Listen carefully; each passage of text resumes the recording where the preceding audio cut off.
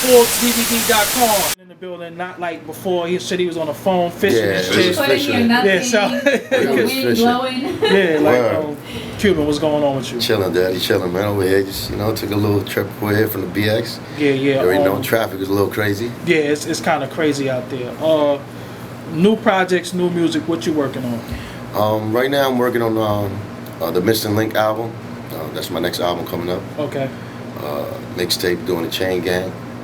The Chain of Command. My bad. Chain Gang Bullies out. That's the latest mixtape. Where could they get any previous material? I mean, you can YouTube me all day, man. You can download that for free, but you can go to CubanLinkCOK.com. You can get that. Okay. You know what I'm saying? And just check a brother out, man. Okay. I'm still working.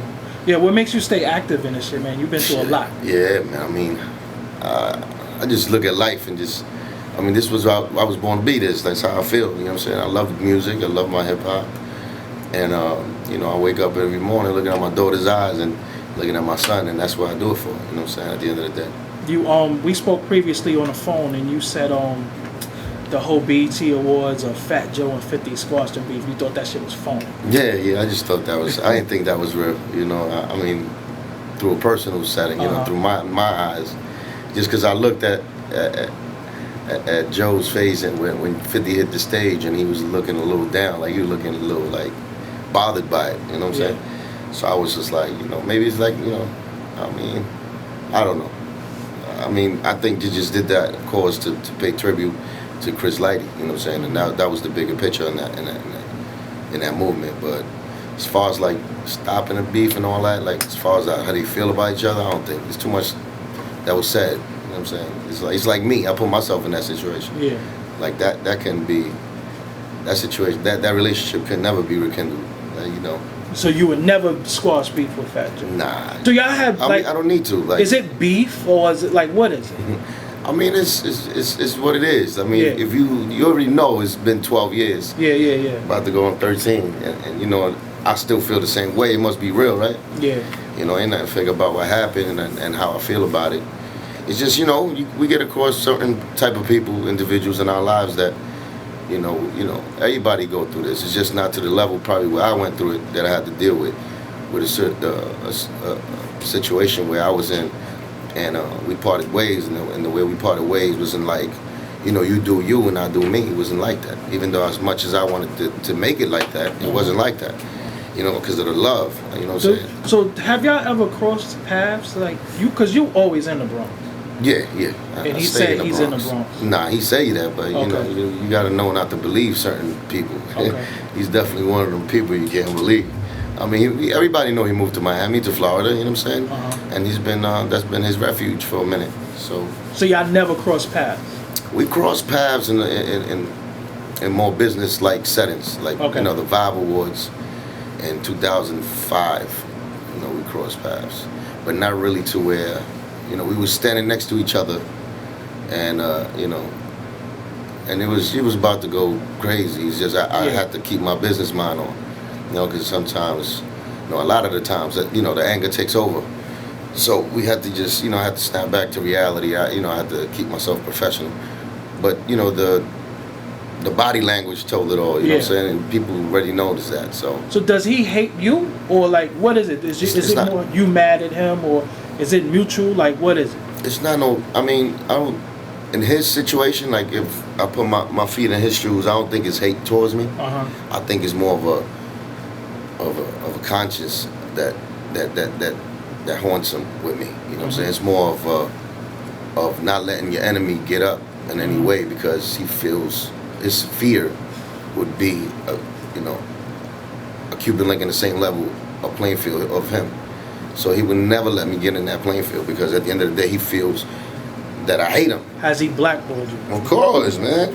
I mean, that's without going, But I'm not here to say, saying that's the reason why my career ain't where he's supposed to be. Yeah, what is Cuban? What have you done wrong in your opinion? I mean, what I have done wrong. I mean, I feel like what I've done wrong is kept the loyalty to the legacy of my brother. Big Pun, of course. Kept it real with people around me. Stated the truth.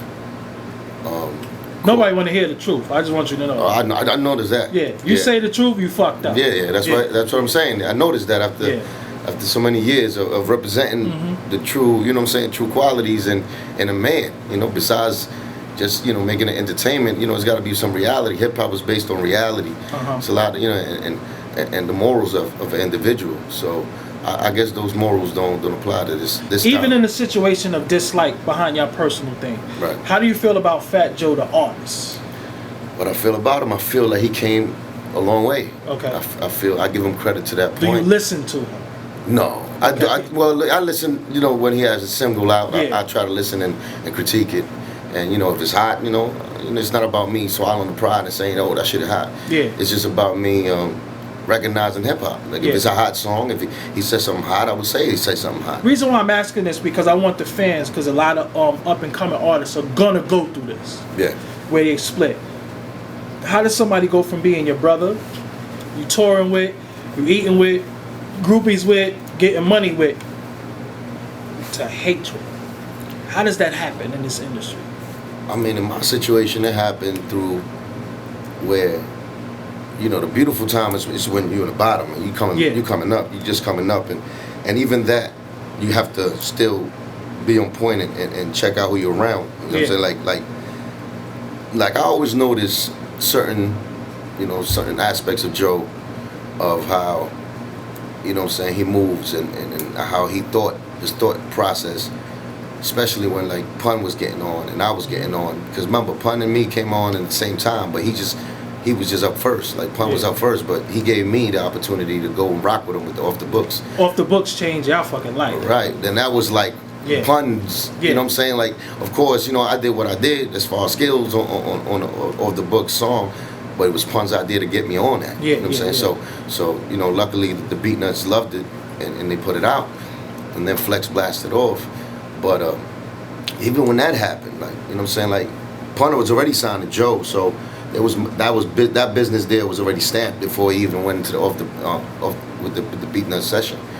But me, I was still, you know, like a free agent. I was under Pun, and my loyalty was always be under Pun, and maybe he thought that I was trying to just get on and use Pun to get on. Like that meant like my mentality was never about that, and that was shown after years. But in the beginning, when that happened, I remember when I was just chilling on the block, and we were still rocking in the block over there by Forest Avenue, and my song came on because Flex was blasting it off. I think Showbiz was right in the corner. He was blasting it off in a Mercedes. He was blasting Hot 97, and Off the Books came on. You know what I'm saying? And me and Pun was there. We just started like walking up to the bodega at the time, and that shit started popping off. Like, you know, the radio was on, the song came on, and everybody like loving it. They're giving us love, like the block love. Of course, like, oh shit, we on the radio. We like, oh shit, you know, I'm over here like, oh shit, we on the radio. You know, me and Pun giving each other pounds. You know, my visuals, I see Joe's face. He looked a little annoyed, like, you know what I'm saying? And I always wondered, like, I mean, for a long time I wondered, yo, why is, you know, I'm like, we as artists, like, you're supposed to be happy. You know what I'm saying? But I seen a little discomfort in his face when, like, you know, when I got on, my verse got on. And it's like, I could understand it later, maybe it was in business, like we didn't solidify the business between me and him yet. So he thought I could use that and run. And to another situation. Yeah, go to another situation with it. But even after time, like, I proved the loyalty. Like, my loyalty was proven. You was like one of the first ones on the Neptunes beat too. A lot of people don't know that. Yeah, Telling Lies joint. Telling Lies. A lot of people don't know that. Yeah. That's after the Buster joint. Put your hands where my eyes can see. Yeah. Right after that, we got that done. But yeah, that situation was, you know, little clues in here that I chose to ignore because I thought family and loyalty to your own crew was more important than that. Does he deserve any credit for at least putting y'all on and giving y'all Of course he do. And I think he got paid for that credit. Okay, yeah. You know what I'm saying? Financially, he got, you know, he got his position in the game. He definitely got stamped. He got a rejuvenated career because of that, because of Pun. You know what I'm saying? Because I say us because we had to sit there and break night and write this nigga's, you know, rhymes in his Don Cartagena album. So we helped. Yeah. Like, we paid our dues. What specific song you had something to do with the writing on? I mean, specific songs, it